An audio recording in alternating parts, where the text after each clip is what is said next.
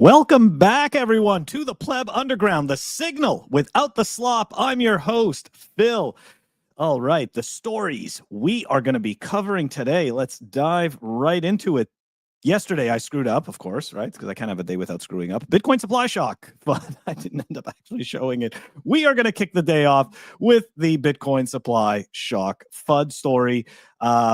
We've also got an interesting video that Christine Lagarde just keeps coping about Bitcoin. We're going to take a look at a then versus now. Has anything changed? In Hopium, we are going to take a look at the Standard & Poor's crypto index. We got a little more information on that. We're going to do a bit of a deep dive on it. Peter Schiff is right? How did that happen? Anyways, SBR update. Any day now, they're going to start buying Bitcoin. Paper Bitcoin summer updates. That's right. NAKA. I can't even say that without laughing. Those guys are a shit show. Anyways, some comments from WhalePanda and AMBTS. That's right, another Bitcoin treasury company. And Germany's broken money syndrome is intensifying. We are going to take a look at that. But you guys know the deal. Before we do that, I'm going to show some love to the Pleb Underground sponsor, and we're going to be right back to dive into the stories. Let's frickin' do it. Pleb Underground is sponsored by Archimedes Emporium. Discover the pinnacle of precision engineering, starting with their Bitcoin logo wall clock, meticulously machined in Maine from a solid block of aerospace-grade aluminum, ensuring unparalleled durability and performance. Experience the difference of a product made without compromise. Head on over to Archimedes Emporium.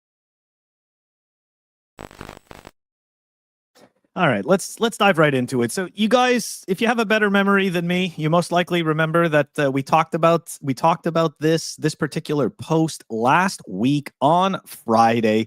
I believe it was on Friday, right? Yeah, and he was talking about Monday, right? Hearing exchanges are out of Bitcoin. Monday, 9:30 a.m. might be the first official shortage. Not financial advice.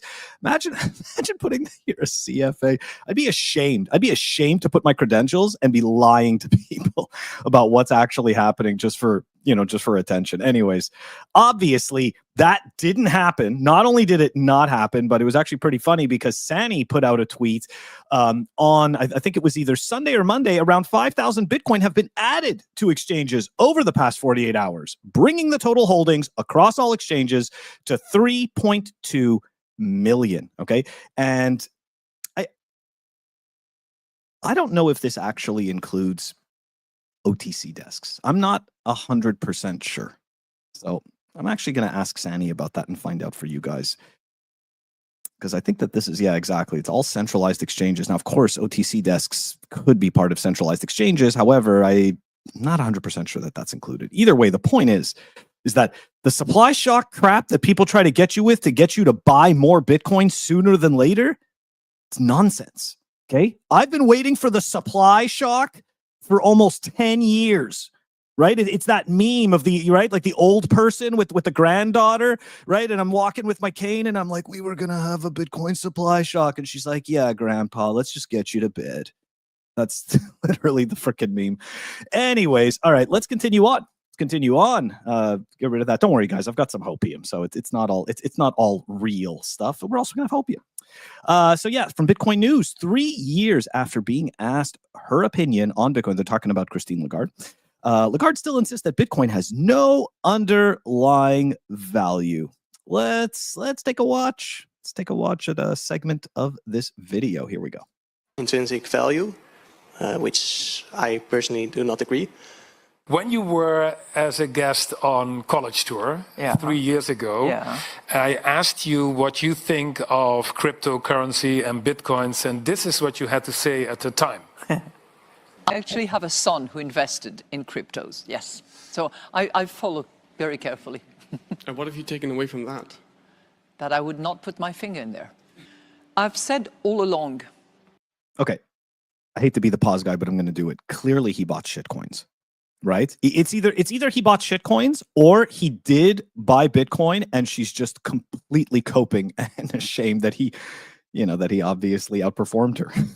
That crypto assets are highly speculative very risky assets. I agree with everything that isn't Bitcoin falls into that category, of course, right? Concerned about, those people who assume that it's going to be a reward, who have no understanding of the risks, who will lose it all, and who will be terribly disappointed, which is why I believe that that should be regulated. My very humble assessment is that it is worth nothing. It's based on nothing. There is no underlying assets to... There's no underlying assets for the ECB either, right? It's just backed by state violence, and trust me, bro. And so are these people. How do we take these people seriously? Such a fucking clown world. Sorry, I'm trying to swear less. To act as an anchor of safety. If the day when we have the central bank digital currency out, any digital euro, I will guarantee. So the central bank will be behind. So let's get this straight. A convicted felon that runs the ECB is going to guarantee the dollars, and this is somehow better than Bitcoin. Please tell me more. And I think that's vastly different from any of those things. I could repeat exactly the same thing. Really? Yeah? Yeah, of course, because you're insane. I'm just asking because do you know the value of the Bitcoin then? This is in May 2022. I know. And just to tease you a little bit, we got the graph. Here, this is the graph. Yeah. So this is, let me point it out, this is like May 2022 when we spoke to you. 35,000, I think, for one Bitcoin, and now it's over 100,000. Yeah. So your son, is he crying all the way to the bank with his crypto? He doesn't want to talk to me about these things anymore. He was very upset that I spoke about him. Really? Yeah. So you have no idea. Doxed her son's stack, and he beat her out financially. Damn. Oh, this is so much cell phone. I appreciate this. I appreciate the cell phone. Where he is right now. People decide to invest in whatever they want to invest. But all I'm saying here, and I repeat Yeah, no. When it comes to Bitcoin, though, we're storing our value. it, is that there is no underlying value to it. Yeah, try to stop me from sending it. It's all the value I need. Anybody who's ever been debanked, for me, that was it right there. The government doesn't control it. It's hard capped. It's uncensorable. That's it. I didn't even care about the rest because I had already been debanked. People are nothing but tyrants. May well be that it prospers. It may well be that it lasts forever. But it may well be that it collapses as well. It's a risk. But, as long as you are aware, you are informed, you know that it could go down, you know that it could go up, that's your decision. But I'm not giving investment advice anyway. No, you're definitely not. You're definitely not, because you want everybody to use your freaking state cuck dollars. That's why. So there's no investment advice to be had over there. Anyways, watching Christine cope about her son's winning Bitcoin investment strategy, that was worth it. That was definitely worth it for me. Okay. We're going to continue here. Let's go on to the next one. What are we taking a look at? All right. Let's dive into some Hopium, right? It's time to feel good, guys. It's time to feel good. All right, we're going to kick it off with this post here from Not Grubles. Next halving will reduce the mining subsidy to 1.563 BTC. So that means for every Bitcoin block that is mined, the reward for that block, right, is going to be 1.563. In current dollar terms, that is 4,884x what the 50 BTC subsidy was in 2011. If you don't understand that, what it means is that there is no minor death spiral occurring. That's FUD. There is no security budget problem for Bitcoin. That's all FUD. As Bitcoiners, we know this, but some people just need to hear this again and again. Doesn't matter. Okay, moving on. Let's go straight into more Hopium here. The S&P index stuff. Or maybe we'll look at something else first. Oh, no. Yeah, we're going to kick off with the S&P index stuff. So S&P 500 to launch a Bitcoin and crypto-focused index. So let's just kind of focus on that, right? Because of course, Bitcoin channels, we always want to say that they're doing it, it's all about Bitcoin. But of course, when we dive into the details are less about Bitcoin and more about other crap, which of course, that's what I enjoy exposing, right? Because I don't want to delude myself and wreck myself with expectations that are just insane and unrealistic because some guy's making a living off of, clickbait tweets. So here we go. So funny. Anytime I start to speak truth, I lose somebody watching. It's fantastic. It's like, no, that's not what I wanted to hear. I want to feel good. Yeah, good for you. You'll feel good somewhere else. Wall Street giant S&P just launched a top 50 crypto index. What happens next? Yeah, indeed. What happens next? So the new benchmark called the S&P Digital Markets 50 Index will track 50 major components across the crypto economy. 50 major components doesn't sound like Bitcoin and crypto. It just sounds like a basket of crap. I'm sure there's going to be some Bitcoin in there. How much Bitcoin, though? That's what matters. Including 35 publicly traded companies tied to blockchain and digital asset operations. It's not so much Bitcoin. And 15 cryptocurrencies selected from the existing S&P cryptocurrency broad digital market index. I was just going to go check the comments, make sure I'm not muted. Hey, Roman. Okay. Let's continue. So how are they going to do this, guys? And what are they going to do? The S&P partners with Denari to bring first tokenized crypto equity benchmark on chain. The index was developed in collaboration with Denari, a US-based tokenization firm that provides on-chain access to public securities. Weren't all these like ETH people saying that all of this was going to be tokenized on their blockchain? Or is it at all possible that these businesses here realize that they can just make their own little walled garden and they don't need the shit coins? I mean, they're going to make their own shit coin, but they just don't need the I don't even know what to call them, like the public shit coins, whatever. Anyways, Denari will create a token version of the benchmark on its D shares. Okay, so they're going to have a database. That's sweet. Allowing investors to gain exposure to the index directly via blockchain. Sweet, sweet words. The tokenized index will go live by the end of the year. Okay, tell me more. Our expanded index suite gives market participants consistent, rules-based tools to evaluate and gain exposure. If you didn't understand what I just said, you're not alone. That is just word salad to make you feel good. That's all that is. Constituents will be subject. Okay, so these are the actual companies and shitcoins that they're going to choose for this index, right? The constituents. So the constituents will be subject to minimum market capitalization requirements: 100 million for equities and 300 million for cryptocurrencies, ensuring that the index reflects the largest and most liquid assets in the market.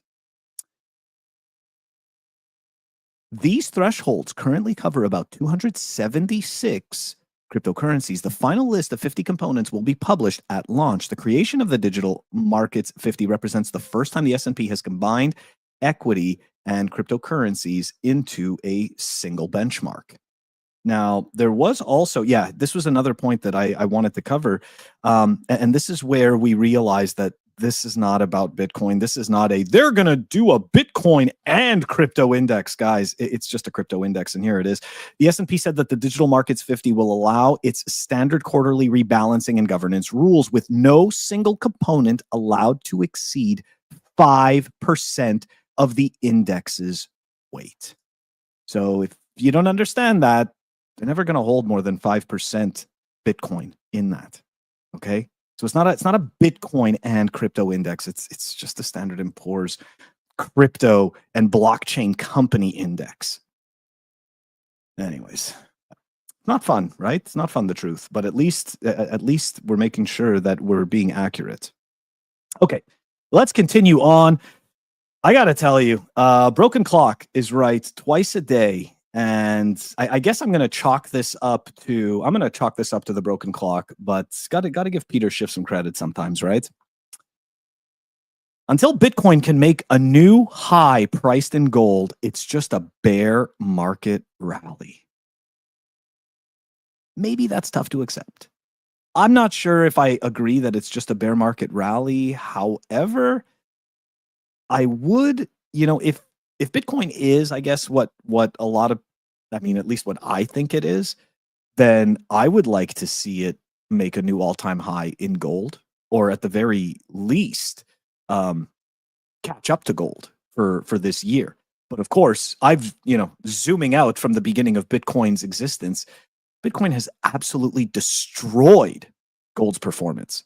So Peter Schiff is just kind of cherry picking the timeline, and I can appreciate that. And in this cherry picked timeline, I will cede this point to Peter. Okay, in the cherry picked timeline, I will cede it. Anyways, moving on, guys. Moving on. Yeah, that's right. We got a whole lot more stuff. Let's go. Let's see what we got. Okay. Well, yeah, the SBR, right? Aren't we all just waiting for the government to buy Bitcoin? You'd think with all the money they print every day, they could just buy it, right? Just buy it.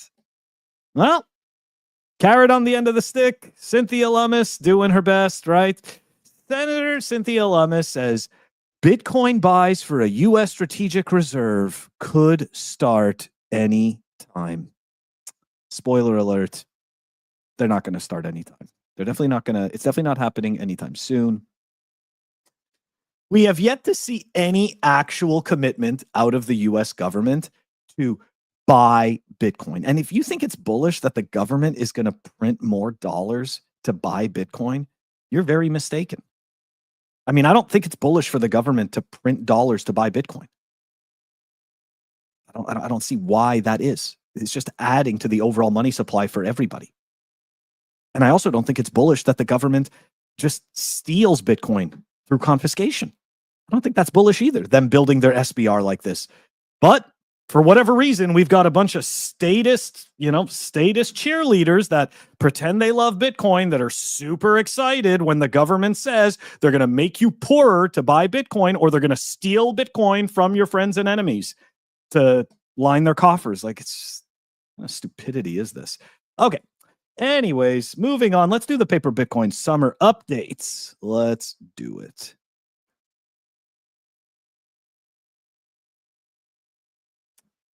All right. Paper Bitcoin summer updates.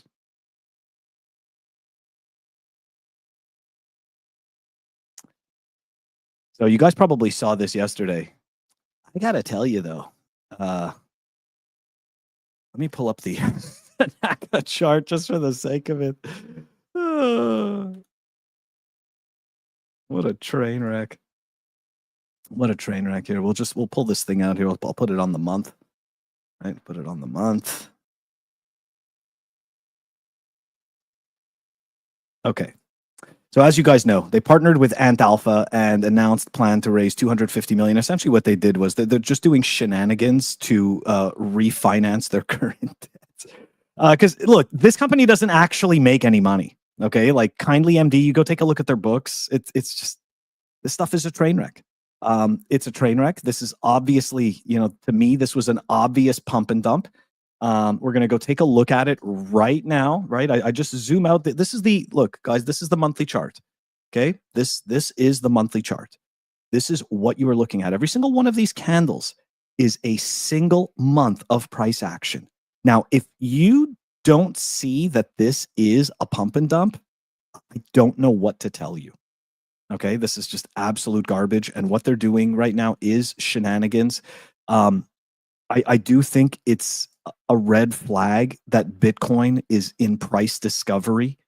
And you've got these businesses that claim that the majority of their use case is to buy and hold Bitcoin and then eventually create financial products. And these businesses are all making new lows. Now, of course, you're going to have people that are going to tell you, well, this is the opportunity, right? Like right now is the opportunity because the market doesn't understand how to value these businesses. But the question is,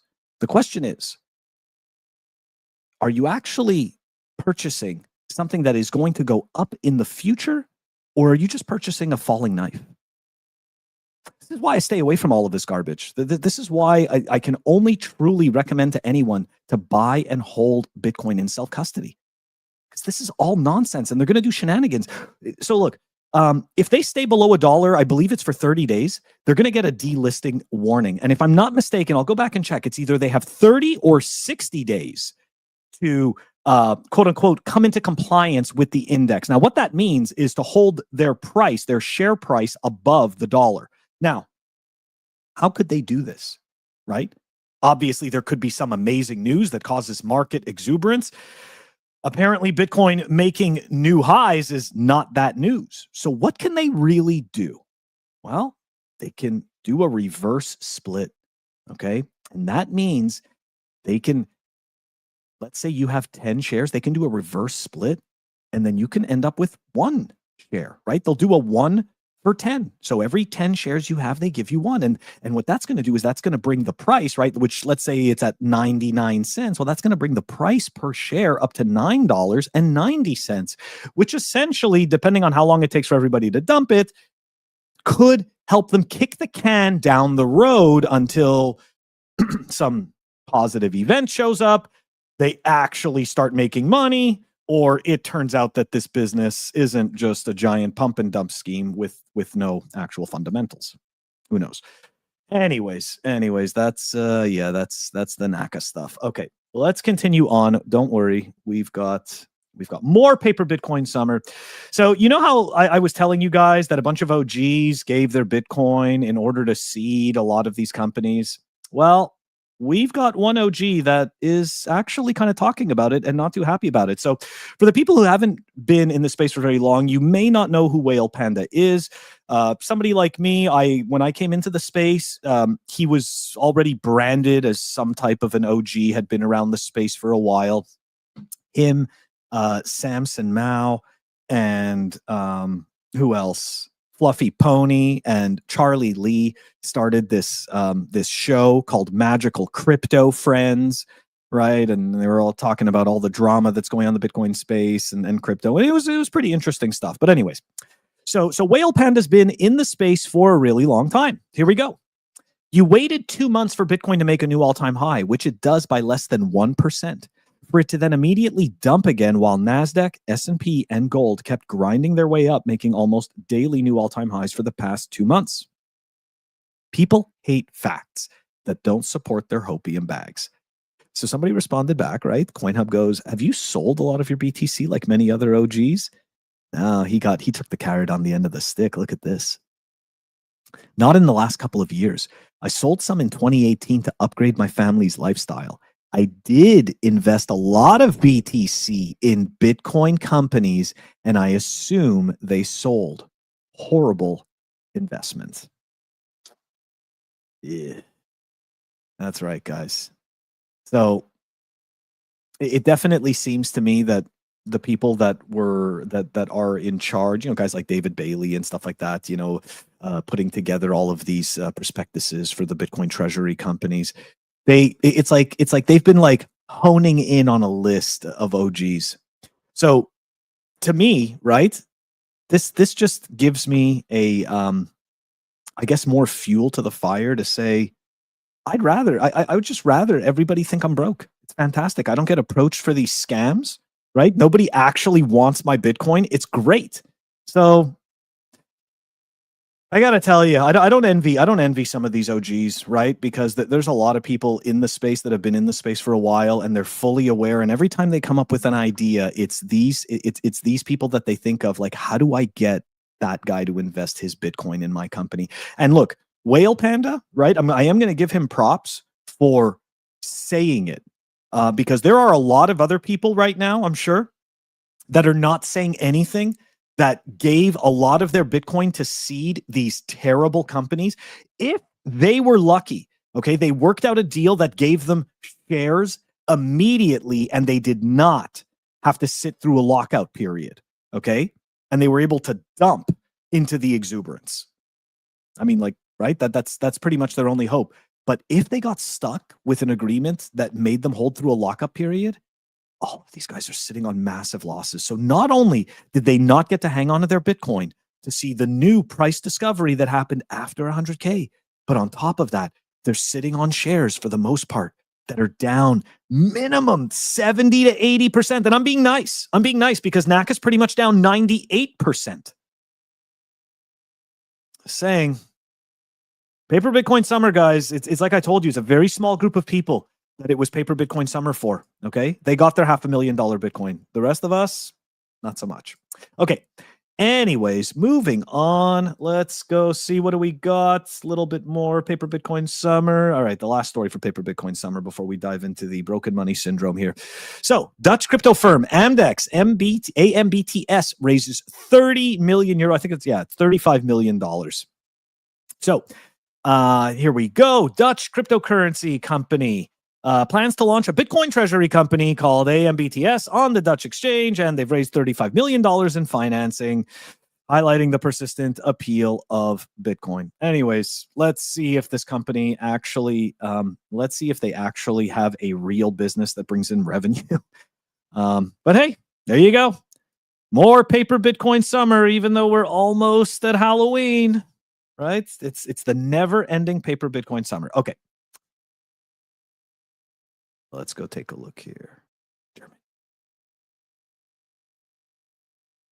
Is this it? Maybe not. No, that was a different one. That was adoption. That was funny. That was the Meanwhile company. Oh, okay. Okay, sorry guys. Sorry. There was other Hopium that I totally forgot. It was this story. Meanwhile, Bitcoin and so I had to reread this a few times. The name of the company is Meanwhile. Are we just getting really desperate? Do we have no idea how to come up with original names anymore? Like it literally, the company's name is Meanwhile. So Bitcoin life insurer raises 82 million to expand savings. Not bad. Not bad. I got to say though, the life insurance companies, I'm pretty impressed with those because first of all, it's one of the biggest grifts that we have, just to begin with, right? Life insurance is a fantastic grift, and if you, if you're paying into it, right? Like they're getting money, rain or shine, whether you use it. The point is that you're going to pay out way more. You're going to pay more in than they are going to pay out. And so as a result, these companies have predictable, steady cash flows for the most part. Okay. So I think in terms of like a Bitcoin business, I'm curious to see how these guys actually do. And I appreciate that they're really just using Bitcoin for savings.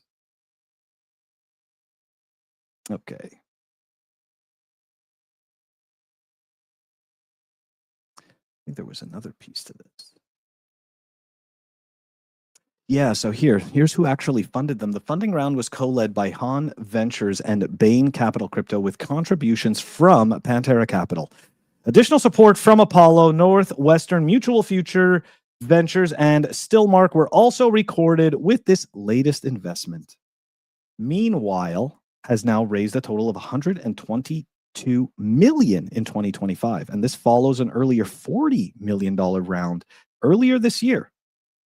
It's pretty decent for these guys, Anyways, I hope that they can pull it off. I hope that their business actually is profitable for what it is that they're doing, and that they can continue to buy and hold Bitcoin. I've said this, time and time again, and I'm not going to change this until I see evidence. But for me, if your business isn't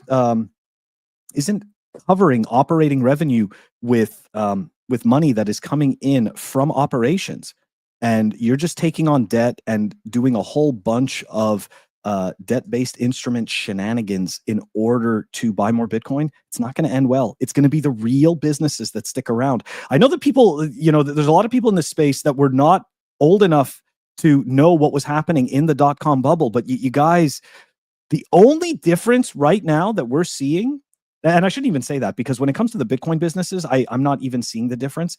These businesses don't actually have any prospects, and they're not making any money. So I don't see how this is different or than the actual dot-com bust, the dot-com bubble. Maybe the difference is that the dot-com companies, they did a better job marketing and selling the future prospect of what they can be worth.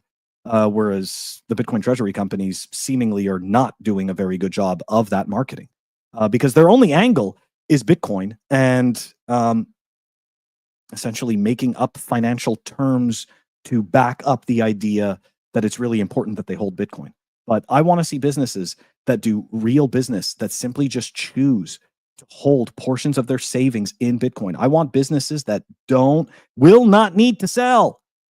That's what, like, if these businesses are to hold Bitcoin, then we don't want them selling it. It's that simple, right? These companies, they can't afford to hold Bitcoin. Sorry, right? Like, I'd rather be holding Bitcoin instead of NAKA holding Bitcoin. I don't think NAKA can hold Bitcoin as long as I can. That's plain and simple. Anyways, let's continue. We're going to continue on here. What's the Germany story? It's pretty bad.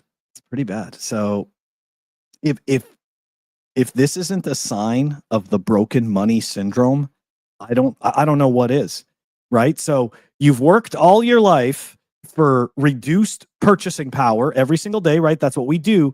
And then all of a sudden you finally get to the age where you might be able to enjoy 10 years before you drop dead, if you're lucky. And they're like, no, you're going to work an extra 8 years, like from 65 to 73, right? You're going to work an extra 8 to 10 years in order to be able to retire. And how much less is your money going to be worth by then? Spoiler alert, guys. Spoiler alert. Moving the retirement age to 73 isn't going to stop the pension system from breaking. It simply just kicks the can down the road because it doesn't actually fix the issue, right? The issue, I'm going to generalize it, but the issue is administrative waste, incompetence, and just overall, I don't know, lack of caring based on incentives, whatever it may be. But the point is that those things aren't going to be fixed. Those things aren't going to be fixed at all.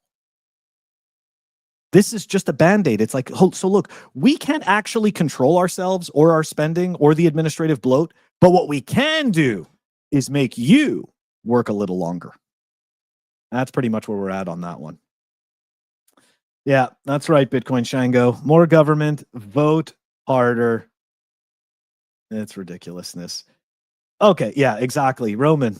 Sorry, guys, I'm just going through the comments before we sign off. Yeah. Still grifting the SBR, dude. It's just unbelievable. It's unbelievable, and everybody just falls for this crap over and over again. And if you're not a cheerleader for it, you're just a hater, right? If you're not a cheerleader for Sailor, then you're a hater as well. Anyways, guys, that is going to do it for us for today. I don't actually mean to make these episodes longer and longer. I'm actually trying to keep them closer to 20 minutes, right? I want to pile as much good info into a short amount of time, so I do apologize. I'm going to try to keep them shorter, the episodes. But anyways, guys, have a great rest of the day. As you know, I am going to be back tomorrow, 12:10 p.m. Got some more stuff. We've already got some very entertaining videos that are going to be on the way. Don't miss it. Have a great rest of the day. I'll catch you then. Peace.